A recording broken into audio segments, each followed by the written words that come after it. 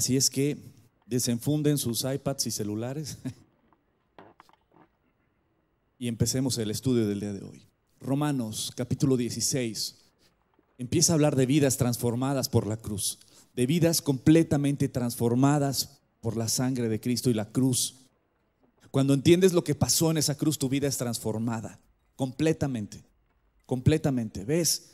Sí, uno podrá tener sus luchas, podrá tener sus dudas, podrá tener varias cosas, ¿no? Pero cuando entiendes lo que es la sangre de Cristo en esa cruz, quién es el que se acostó en esa cruz, por qué se acostó en esa cruz, tu vida es transformada.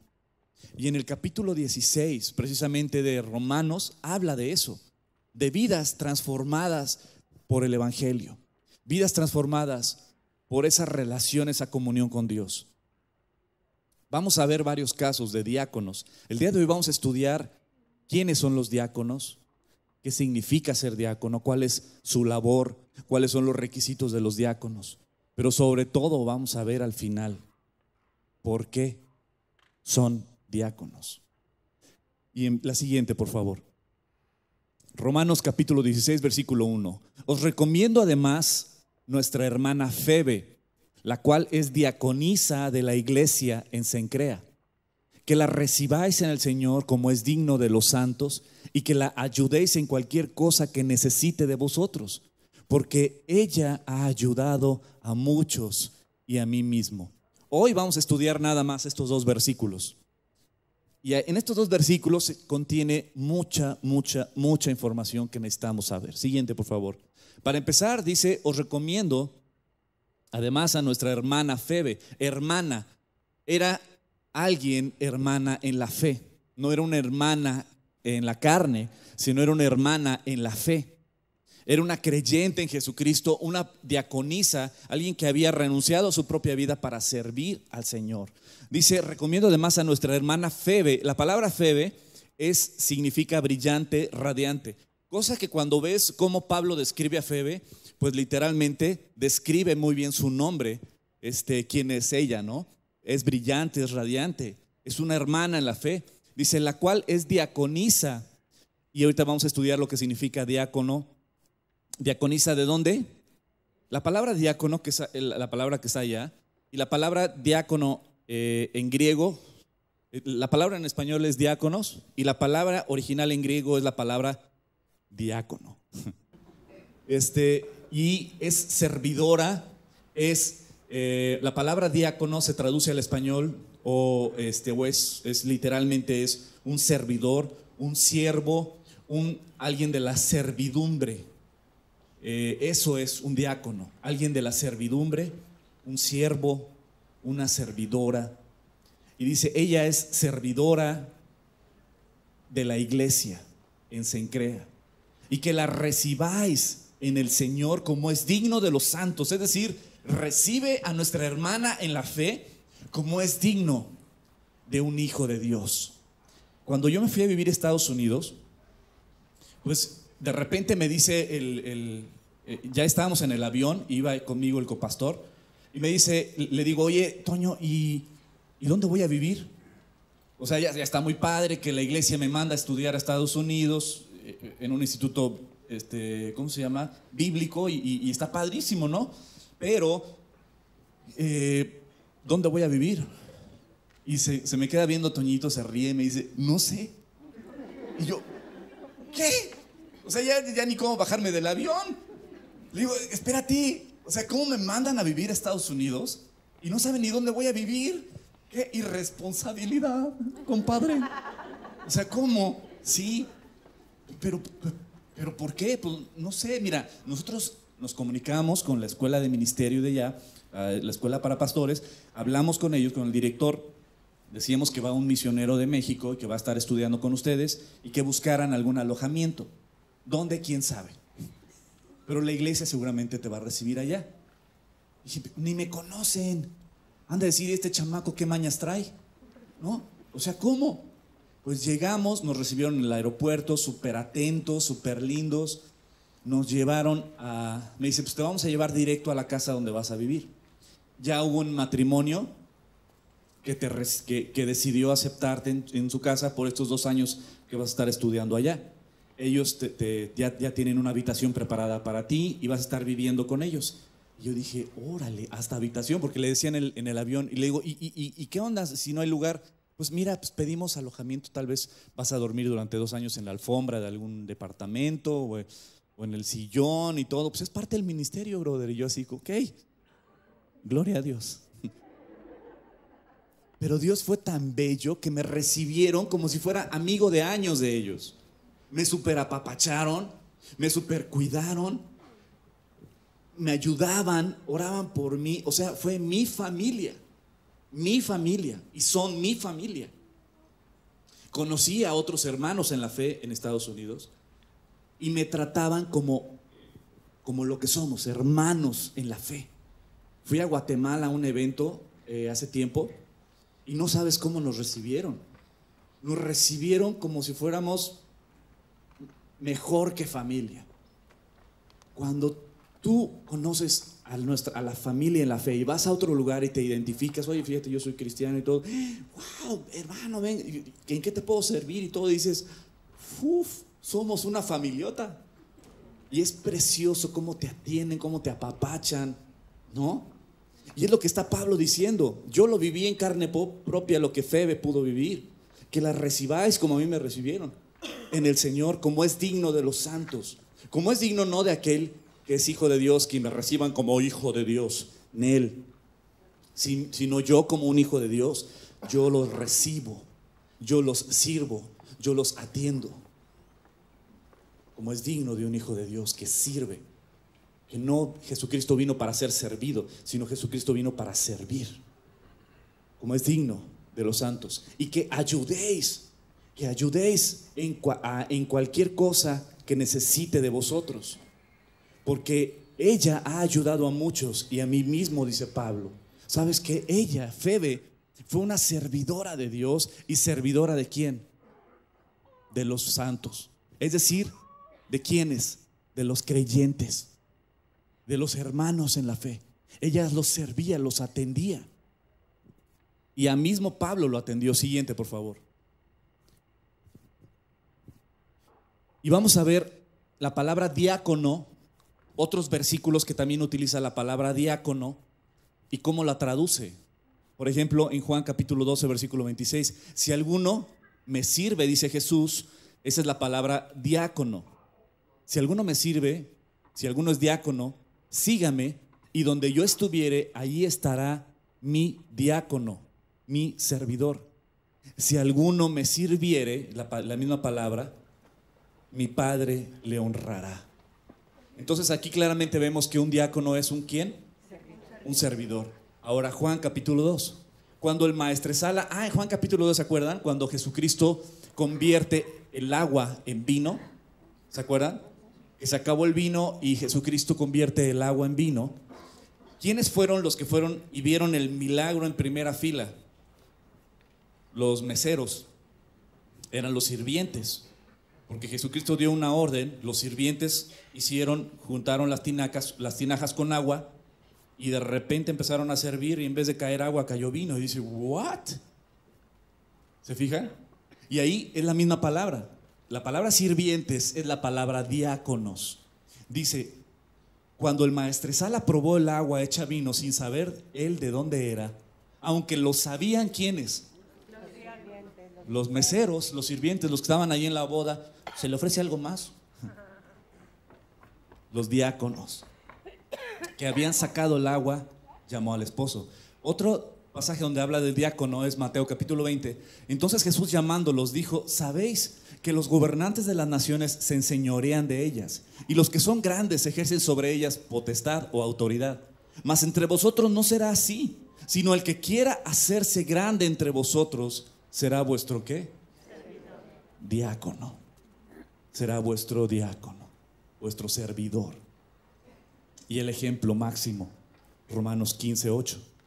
Pues os digo que Cristo Jesús vino a ser diácono, siervo de la circuncisión, para mostrar la verdad de Dios, para confirmar las promesas hechas a los padres. Ahora entiendes que la palabra diácono, traducido a nuestro español es servidor, es servidumbre, es siervo, como nuestro Señor Jesucristo. Siguiente, por favor. ¿Cuáles son los diáconos y cuál es su propósito? Fíjate que en Hechos capítulo 6 nos explica cuál es el propósito de los diáconos. Fíjate, dice Hechos capítulo 6. En aquellos días, como creciera el número de los discípulos, hubo murmuración de los griegos contra los hebreos, ya que las viudas de aquellos eran desatendidas en la distribución diaria.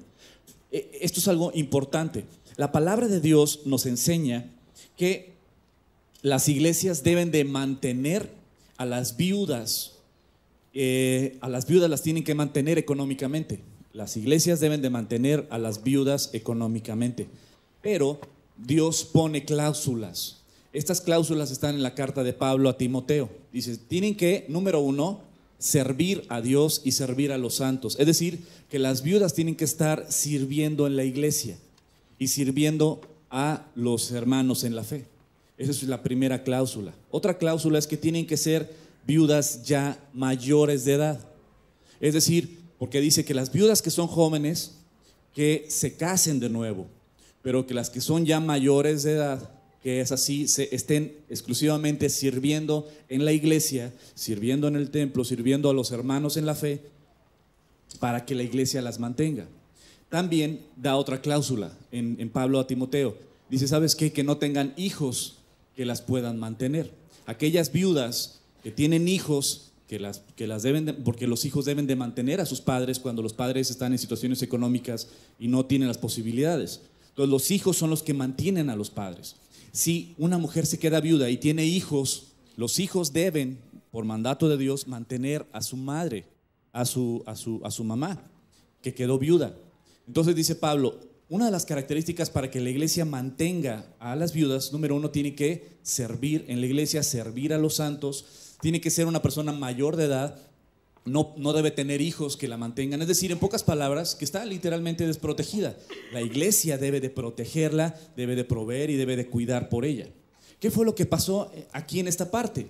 Que como creció el número de la iglesia y había tanto judíos como había gentiles, como había griegos, entonces cuando las iglesias tenían que mantener a las viudas, pues la iglesia empezó a mantener y a atender muy bien a las viudas judías. Pero las viudas griegas no, las empezó a desatender. Entonces las viudas griegas empezaron a tener necesidad. Y hubo un problema en la iglesia.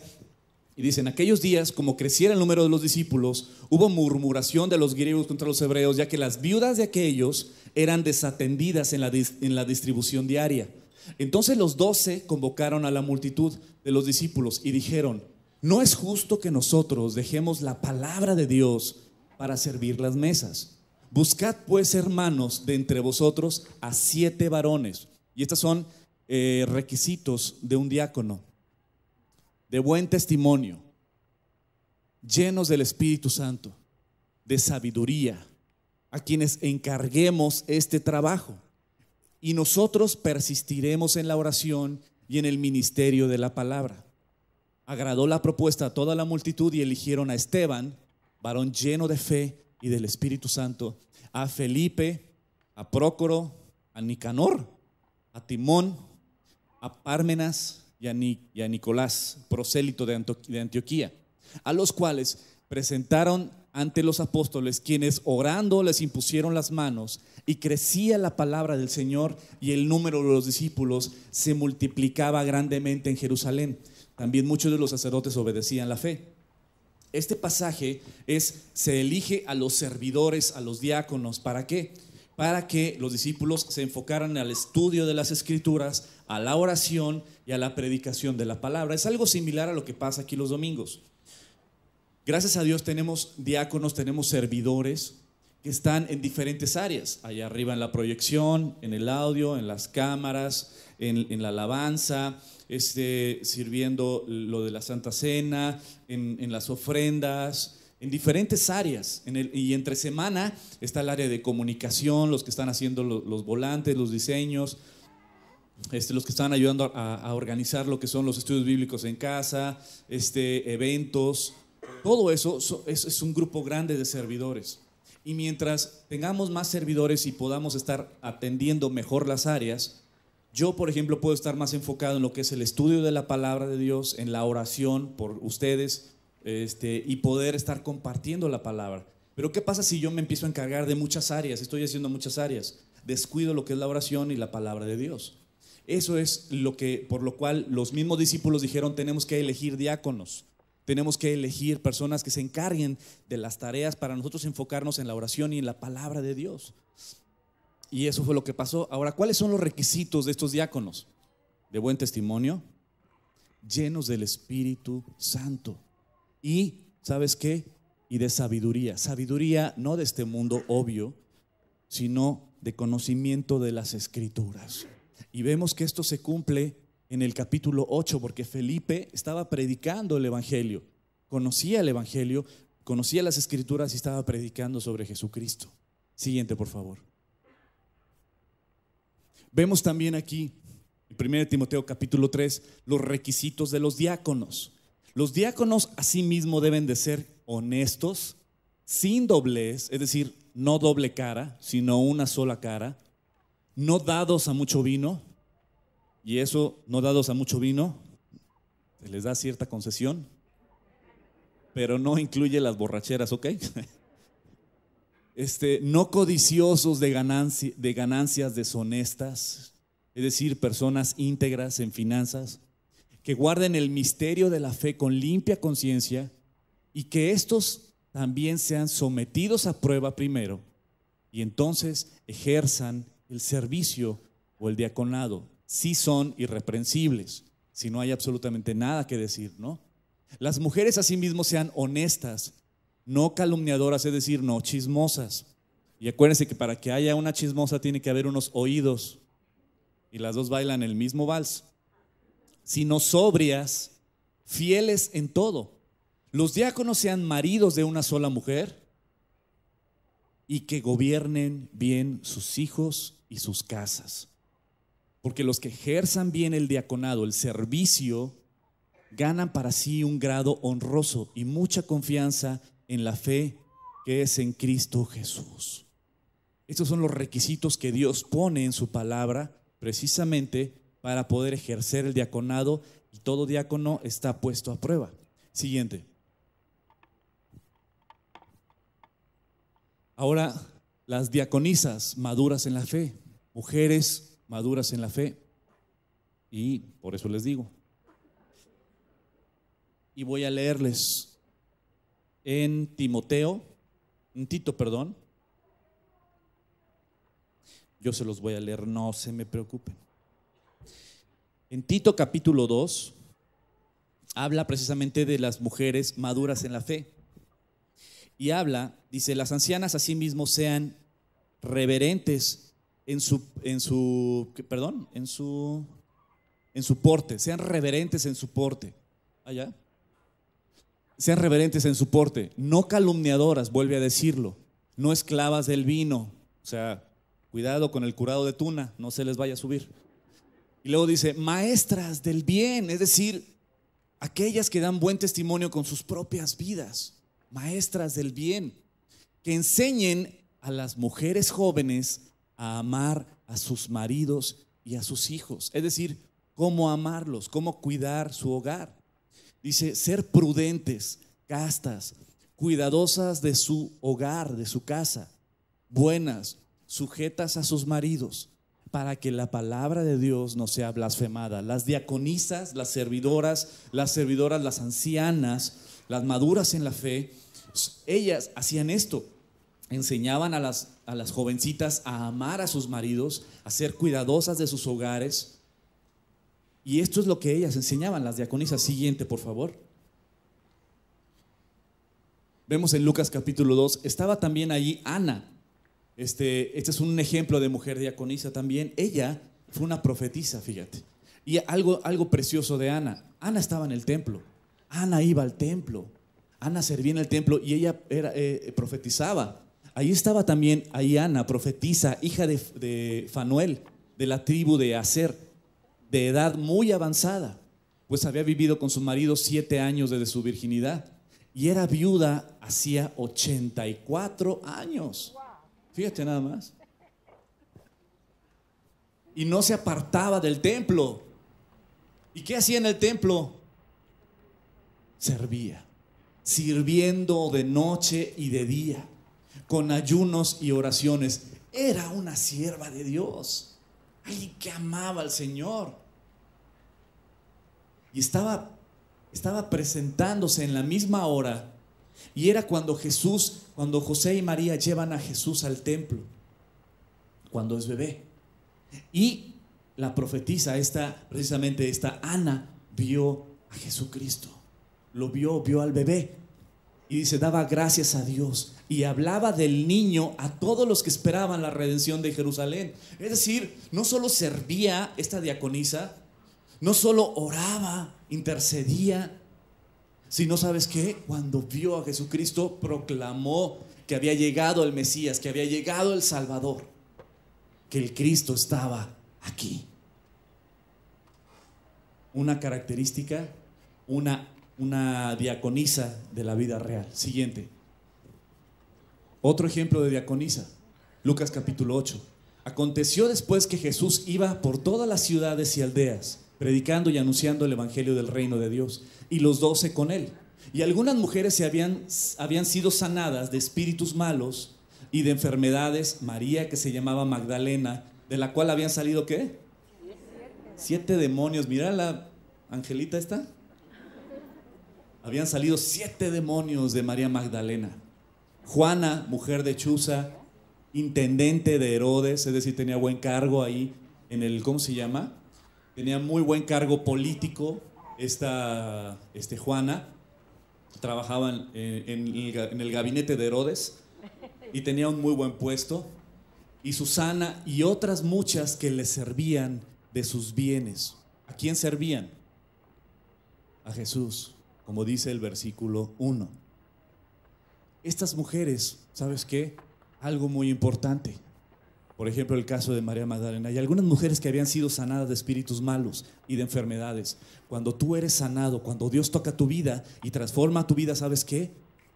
Hay una respuesta. Siguiente, por favor. La familia en la fe. Hablando precisamente de que cuando uno sirve, uno debe de servir a todo mundo, ¿no? Debes de servir a tus vecinos, debes de servir en tu trabajo a todos, debes de servir a tus familiares y todo. Pero la palabra de Dios enseña algo hermoso y fuerte. Gálatas capítulo 6. Porque el que siembra para su carne, de la carne segará corrupción, mas el que siembra para el espíritu, del espíritu segará vida eterna. No nos cansemos pues de hacer el bien, porque en su tiempo segaremos si no desmayamos. Así que según tengamos oportunidad, hagamos bien a todos. Y mayormente, ¿a quién? A la familia de la fe. No hay algo más hermoso que servir a aquellos que sirven a Dios. Yo por aquellos que sirven a Dios me quito la playera, neta. Aquellos que veo que están dándole con el Señor, estudiando las Escrituras, sirviendo a su prójimo. ¿Sabes qué? Por eso me quito la playera. Gente que ama al Señor. ¿No sabes cuántos de los que estamos aquí han inspirado mi vida, como gato, ¿no? Mis vidas, no. Mi vida. Muchos hombres y mujeres de los que están aquí han inspirado mi vida de amor, de pasión por Dios, de servicio a Dios, de desapego a las cosas y de entrega al Señor y a los hermanos en la fe. Y muchos de nosotros hemos sido inspirados por muchos de los que están aquí precisamente. ¿Sabes qué? Es un privilegio servir a los que sirven a Dios. Es un honor, es un privilegio lavar los pies de aquellos que están sirviendo al Señor. Como dijo el Señor, hermosos son los pies ¿de quiénes? De los que anuncian la paz, de los que anuncian las buenas nuevas. Hermosos. A ver, enséñame los pies ustedes, a ver. Así. Siguiente, por favor. No, espérate, Mateo, otra vez hacia arriba, perdón. Uno arriba. Gracias. Mateo capítulo 25, versículo 40, dice: respondiendo el rey les dirá: en verdad os digo que en cuanto lo hicisteis a uno de estos hermanos míos, aún a los más pequeños, a mí me lo hiciste. Esto está en Mateo capítulo 25, cuando Jesucristo está separando las ovejas de los cabritos y diciendo, ¿sabes qué? Por cuanto me diste de comer, por cuanto me diste de beber, me visitaste cuando estaba enfermo, cuando que estuve en la cárcel, fuiste a verme, etcétera. Y dices, o sea, ¿cómo, Señor? ¿Cuándo hice eso? ¿Cuándo lo hice por ti? Cuando lo hiciste por mis hermanos, los más pequeños, por mí lo hiciste. Hablando precisamente Jesucristo de cuando nos servimos los unos a los otros. Por Él lo hacemos. Siguiente.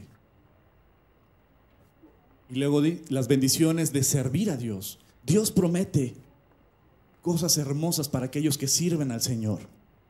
Éxodo capítulo 23, mas Jehová vuestro Dios, a vuestro Dios serviréis, y Él bendecirá tu pan y tus aguas, y yo quitaré toda enfermedad en medio de ti. ¿Sabes qué? Yo lo creo. Yo lo creo. Yo lo creo. Hebreos 6, porque Dios no es injusto para olvidar vuestra obra y el trabajo de amor que habéis mostrado hacia su nombre, habiendo servido a los santos y sirviéndoles aún. Marcos capítulo 10. Entonces Pedro comenzó a decirle, he aquí nosotros hemos dejado todo y te hemos seguido. Respondió Jesús y dijo, de cierto os digo que no hay ninguno que haya dejado casa o hermanos o hermanas o padre o madre o mujer o hijos o tierras por causa de mí y del evangelio, que no reciba 100 veces más ahora en este tiempo casas, hermanos, hermanas, madres, hijos y tierras, con persecuciones, y en el siglo venidero la vida eterna. Dios promete también que va a estar al pendiente de nosotros. Y cuando dice que dejemos todo, como dice hermanos, hermanas, padre, madre, hijos, familia, etcétera, no significa que renuncies a tu matrimonio, que abandones a tus hijos. Porque no puedes decir que sirves a un Dios cuando estás desobedeciendo a ese Dios, porque Dios me manda a cuidar mi hogar, a cuidar mi matrimonio, a cuidar a mis hijos, a proveer para mi familia. Entonces no puedes decir que pues, yo estoy sirviendo a Dios. Pues sí, pero estás abandonando tu hogar, brother.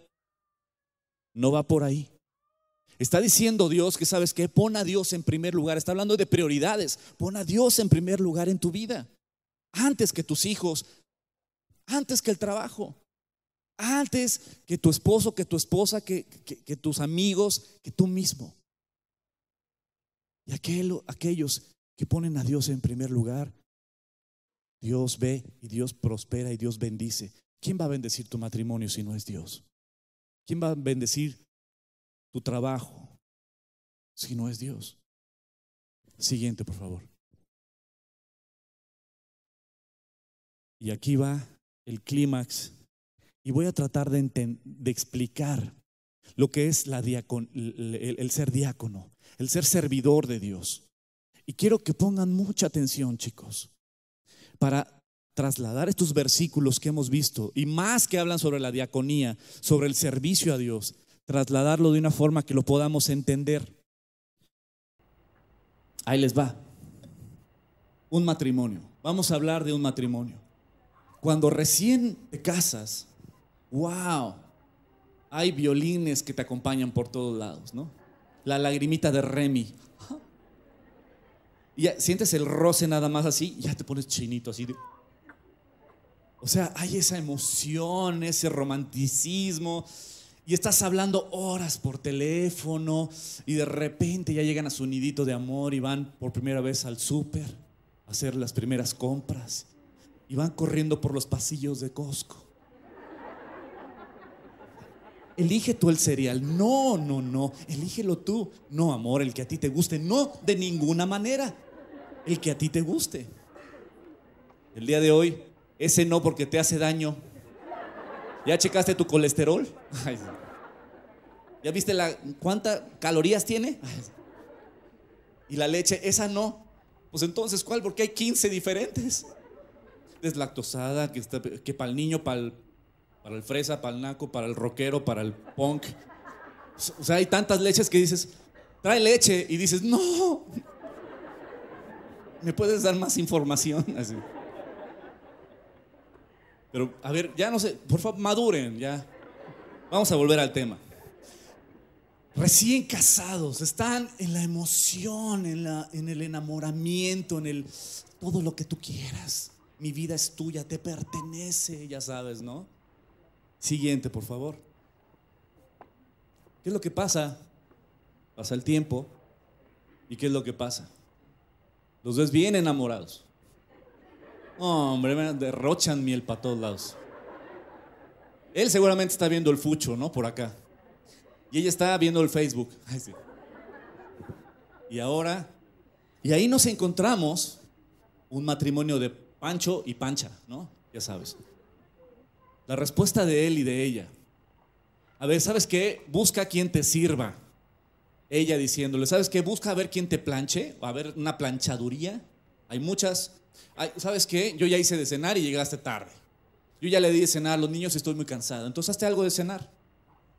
Busca a quien te sirva. Busca a quien te lave, quien te planche. Busca a quien te atienda, ¿no? Nunca estás en la casa y cuando llegas nada más llegas a mandar. O sea, olvídalo. Aparte, ¿no estás viendo que me estoy tomando selfies?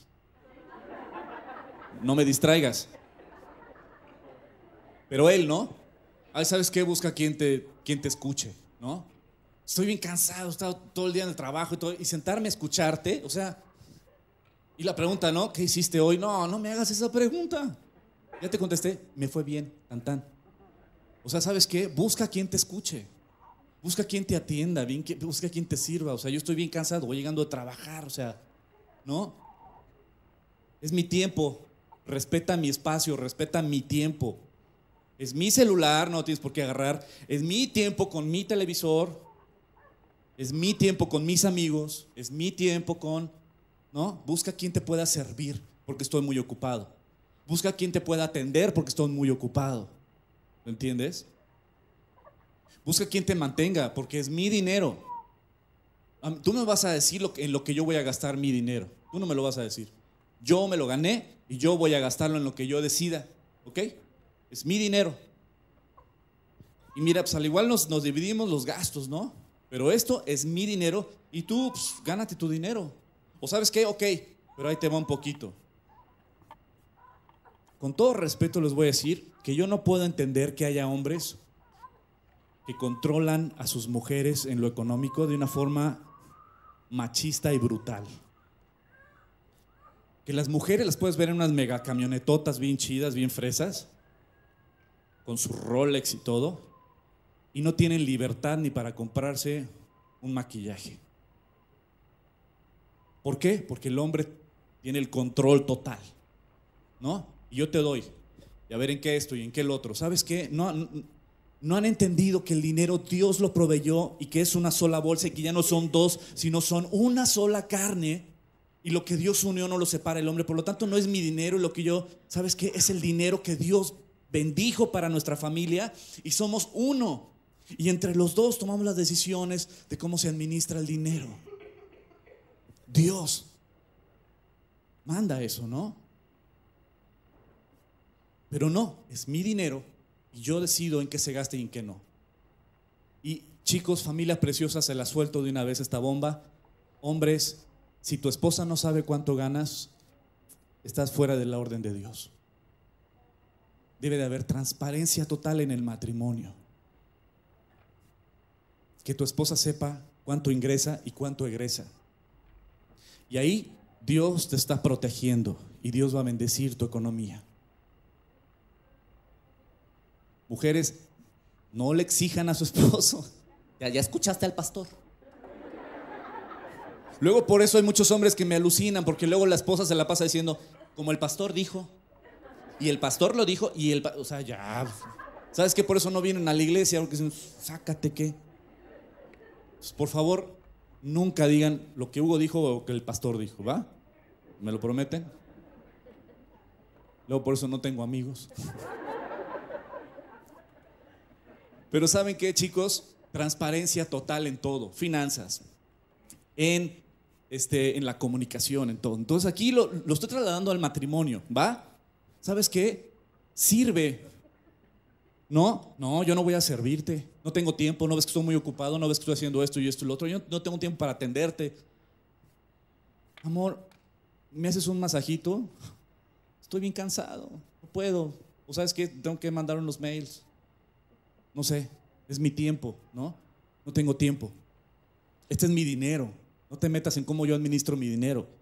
Administra tú el tuyo, pero mi dinero yo digo cómo administrarlo. ¿Sabes qué? Busca quien te escuche, porque no me interesa escucharte. La neta, o sea, sales siempre con los mismos rollos. O vamos a tomarnos un café y vamos a platicar ¿de qué? ¿Cómo que de qué? Pues vamos a platicar. ¿Cuándo fue la última vez que tú y tu esposa platicaron? No me interesa platicar, ¿no? No me interesa la comunicación. Que otro u otra te sirva, que te escuche, que te haga pasar tiempo, que quiera pasar tiempo contigo, que te mantenga, que anhele tu presencia, porque yo no. Pero eso sí, estamos casados. ¿Conoces de esos matrimonios? Me he enterado que hay en otros países. Aquí no hay. ¿Conoces matrimonios así? Que no tienen comunicación, que no tienen claridad en finanzas, que son dos islas cohabitando en la misma casa, que no se anhelan el uno al otro. Me voy a ir un tiempo con mis hijos ay, qué bueno, sí, adelante. O sea, dices, ¿no se anhelan? ¿No extrañas a tu ser amado? ¿Qué pasó con ese romanticismo cuando recién nos casamos, no? Solo querés estar con ella, solo querés estar con él. Pasa el tiempo, ya no hay ese anhelo del uno por el otro. Siguiente, por favor. Eso no es un matrimonio. Ahí hay amor, ¿no? ¿Verdad? ¿Sabes dónde hay amor? Aquí. Intimidad. Quiero estar con mi esposa a solas. Hijos, es tiempo de papá y mamá a dormir, chamacos. ¿Sabes qué? Yo anhelo estar con mi esposa. Y cuando tengo una sobrecarga de trabajo, en mi corazón hay un dolor de que quiero estar en casa con mi esposa, con mis hijos. Anhelo esa intimidad. ¿Sabes por qué? Porque la amo. ¿Sabes qué? Servicio y participación. Si una mujer ama a su esposo, no le cuesta trabajo, ¿sabes qué? Servirlo, atenderlo. No le cuesta trabajo prepararle su cena, tenerle su ropita bien limpia, planchadita, atender a su esposo. No le cuesta trabajo. Pero si le cuesta trabajo es porque hay un problema en su corazón, ¿no? Un hombre que ama a su esposa, no le cuesta trabajo ponerla antes que los cuates, ponerla antes que el trabajo. Y si hay una junta muy importante, pero también tu esposa quiere estar contigo, dices, chin. Claro, no estoy hablando de ser irresponsables, ¿no? Porque aún tu esposa no quiere que seas irresponsable, pero quiere ella sentirse importante en tu vida. Pero el amor es intimidad, es anhelar estar con el ser amado, es anhelar servir al ser amado, participar al ser amado. No es, pues estas son mis canicas, o este es mi celular, o este es mi televisión, o este es mi tiempo, o este es mi dinero. No, ¿sabes qué? Lo mío es tuyo, todo lo mío es tuyo, todo lo mío es tuyo. Tú dime cómo lo administramos, vamos a administrarlo juntos, órale, va, ¿cierto? ¿Es amor, sí o no? ¿Y sabes qué? Comunicación. Anhelas comunicarte, anhelas platicar, anhelas escuchar. Eso es amor, eso es amor. Y en términos humanos lo entendemos, ¿verdad? Los hombres podrán decir, sí, que me respete, que me atienda. Es horrible llegar y que pues ya ni perro que me ladre, ¿no? Aquí yo nada más soy el proveedor. Y pues ¿para qué llego a mi casa a cenar si no hay cena? Entonces mejor me voy a cenar solo o con mis cuates. O una mujer. ¿Cuándo fue la última vez que me dijo que me veía bien? Me corté el pelo y ni se ha dado cuenta. ¿Qué no era rubia? Siguiente. Él mostró su amor para con nosotros. Esto es la diaconía. Esto es servir a Dios. ¿Sabes qué? Dios, como el esposo, nos amó, se comprometió con nosotros y decidió entregarse. Él nos escucha, siempre nos escucha. Él nos provee para nuestras necesidades, Él nos da lo que tenemos, Él nos da todo lo que tenemos, habilidades, talentos, clientes, trabajo, recursos, hijos, familia. Todo proviene de Él, porque nos ama. Todo. Él nos defiende. Él es nuestra fortaleza. Él se comprometió como un esposo perfecto con cada uno de nosotros. Y como tú y yo hemos sido con Él. Es mi tiempo y no tengo tiempo para servirte. No tengo tiempo para atenderte, esposo mío. No tengo tiempo para dedicarte a ti. ¿Sabes qué? Tú quieres platicar conmigo, pero yo no tengo tiempo de platicar. Estoy muy ocupado, estoy muy ocupada. Ay, hoy tú entendiste que la semana fue bien pesada y ¿sabes qué? Pues hoy no voy a ir a la iglesia. Pues tú me entiendes, ¿verdad? Que estoy bien ocupado, estoy cansado. Tú me entiendes que yo sí puedo gastarme muchas cosas en mis gustos, en mis juguetes, en lo que yo quiero, pero para ti, mira, pues cada quien sus recursos, ¿no? Esto es mi dinero, tú lo tuyo. ¿Sabes qué?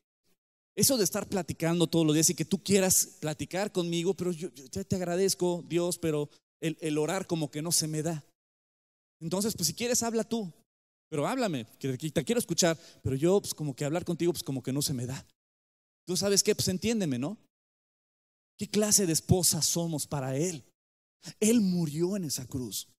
Él cargó todo nuestro pecado, nuestra rebeldía en esa cruz. Él nos amó y lo probó. Y tanto fue su amor que decidió morir por nosotros y prefirió morir a vivir sin nosotros. Él se entregó por ti y por mí, para empezar una relación de matrimonio. Y Él te está diciendo, ¿sabes qué? Cásate conmigo. Yo te amo. Yo te escucho. Yo te proveo. Yo te defiendo. Yo te doy lo que necesites. Yo estoy a tu lado. Yo estoy contigo. Lo he dado todo por ti. Di mi propia vida por ti. ¿Qué obtengo a cambio? Porque una relación es de dos. Dios ya lo entregó todo. Y sí, Él está esperando tu respuesta. ¿Te estás reservando algunas cosas para ti? Como ese hombre o esa mujer que a su esposo le da algunas cosas. Sí te doy todo esto, pero esta área es mía. No te metas en esta área, esposo o esposa. No te metas en esta área porque es mía. O como un esposo, como una esposa, todo es tuyo. Todo es nuestro. Seamos uno. Dios dio a su Hijo para que todo aquel que en Él cree no se pierda, mas tenga vida eterna, para casarse con nosotros e invitarnos a este matrimonio. Esto Dios lo quiere. La pregunta es, ¿te quieres casar con Dios? ¿Te quieres casar con este esposo que dio su vida por ti? ¿O quieres seguir guardando tu soltería? Guarda tu soltería si quieres. Guarda tu soltería. Ahí en tu soltería tú decides qué hacer con tu tiempo. Ahí en tu soltería tú decides qué hacer con tu dinero. Ahí en tu soltería tú decides qué puedes dar y qué no puedes dar. Qué tiempo puedes dedicar y qué tiempo no puedes dedicar. No tienes compromiso. Puedes vivir en unión libre. Pero con Cristo no es así.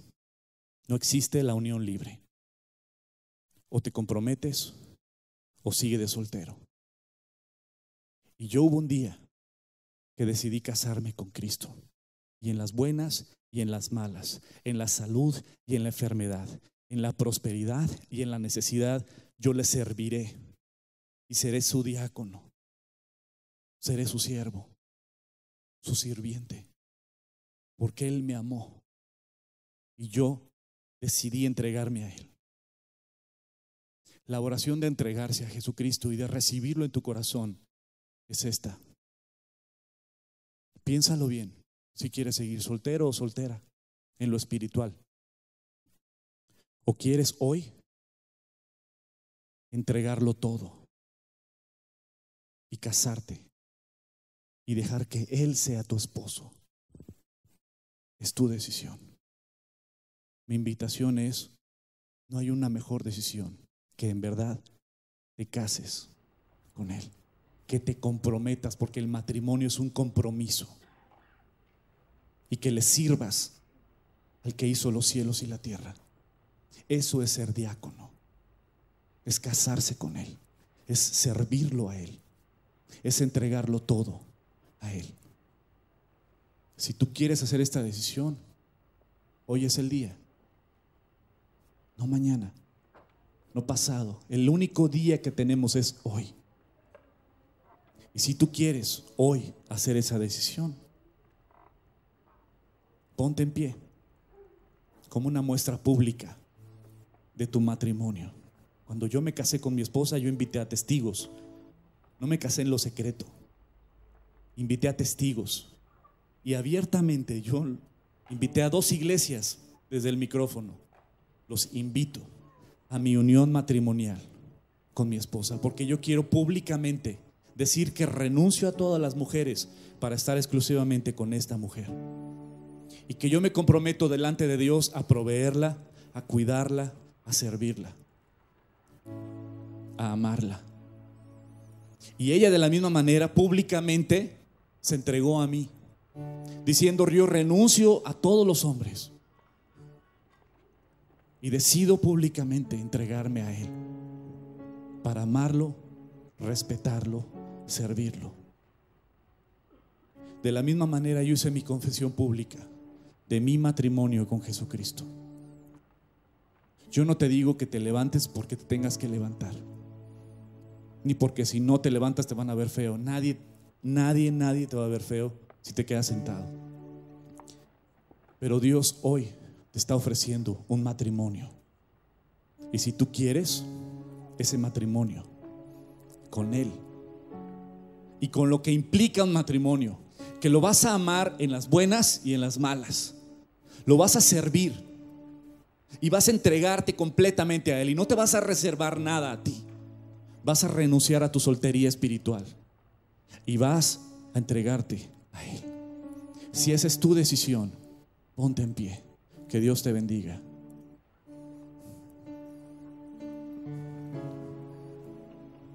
Toma en cuenta las implicaciones que tiene el que te pongas en pie.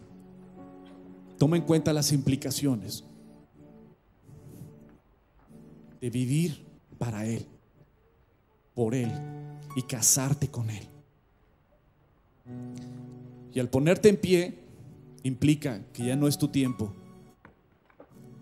Vas a servirle, vas a amarle, como en un matrimonio.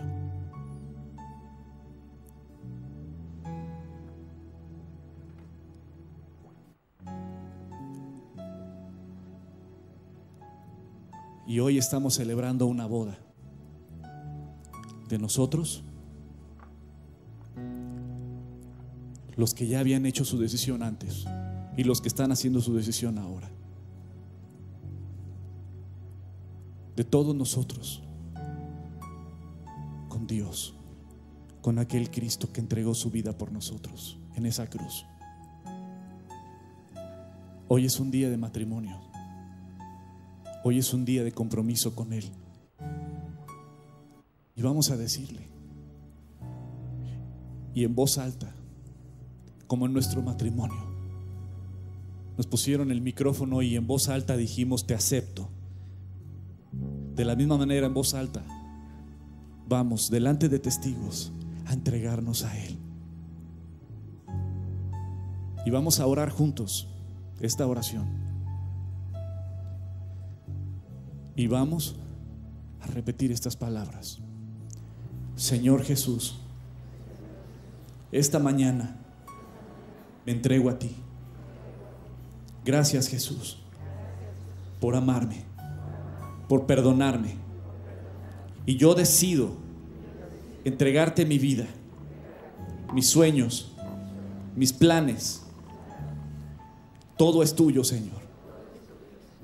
Jesús, te serviré, te amaré y te seguiré en la prosperidad y en la necesidad, en la enfermedad y en la salud. Caminaré contigo, obedeceré tu palabra hasta que me lleves a casa. Gracias, Jesús, por amarme y por aceptarme en tu familia. Limpia mi pasado, perdona mis pecados y recíbeme. Amén. Amén. Pueden tomar sus asientos, familia preciosa. Vamos a repartir los elementos de la Santa Cena. ¿Qué es la Santa Cena?